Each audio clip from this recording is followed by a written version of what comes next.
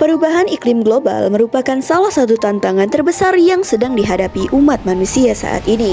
Salah satu penyebab utamanya adalah peningkatan konsentrasi gas rumah kaca di atmosfer, khususnya karbon dioksida atau CO2.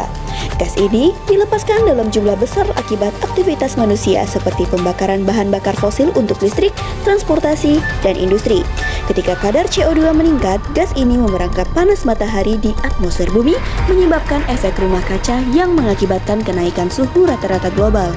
Fenomena ini berdampak luas, mulai dari cuaca ekstrim, mencairnya es kutub, naiknya permukaan laut, hingga terganggunya keseimbangan ekosistem. Jika tidak segera ditangani, krisis iklim ini akan membahayakan keberlangsungan hidup generasi mendatang. Indonesia sebagai negara berkembang juga menghadapi tantangan terbesar dalam menurunkan emisi karbon mengingat ketergantungan yang tinggi terhadap energi fosil. Pemerintah memang telah mengupayakan berbagai strategi, mulai dari penggunaan energi terbarukan, efisiensi energi, hingga program penanaman pohon kembali. Namun, upaya tersebut masih belum cukup untuk mengimbangi laju emisi yang terus meningkat. Oleh karena itu, dibutuhkan pendekatan ilmiah untuk lebih maju dan solutif untuk mengelola emisi CO2. Salah satunya melalui inovasi teknologi kimia. Konversi CO2 secara kimia menjadi senyawa bernilai tambah kini telah menjadi salah satu fokus penelitian global.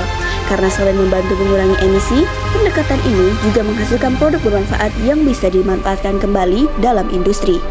New UN data says that concentrations of greenhouse gases in the atmosphere are accumulating faster than at any time in human existence. The UN's weather monitoring body found that levels had risen by 11% in the past 2 decades. The concentration of CO2 also rose in 2023, more wildfires and the onset of an El Niño weather event, both adding to fossil fuel emissions. Scientists say the last time these levels were seen was around 3 to 5 million years ago, when global temperatures were between 2 to 3 degrees higher. They also noted some evidence showing that as the world warms, trees aren't able to soak up the same amount of CO2 as they once were.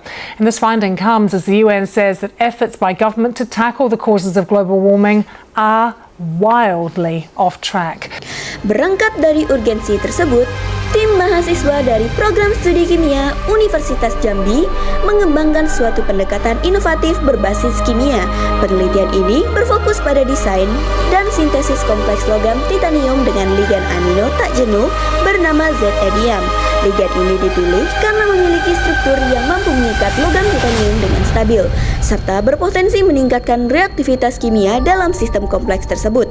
Sintesis dilakukan secara bertahap melalui reaksi borilasi dan aminasi menggunakan metode Miyaura. Kemudian, kompleks titanium dibentuk menggunakan senyawa titanyl sulfat sebagai prekursor.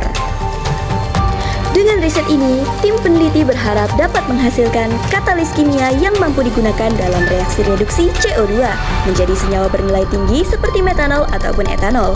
Lebih dari sekedar eksperimen laboratorium, penelitian ini mencerminkan upaya konkret generasi muda dalam menjawab tantangan global melalui sains dan teknologi. Inovasi ini menjadi bukti bahwa mahasiswa Indonesia mampu menciptakan solusi yang berdaya guna dalam mendukung pembangunan berkelanjutan dalam mengatasi krisis iklim.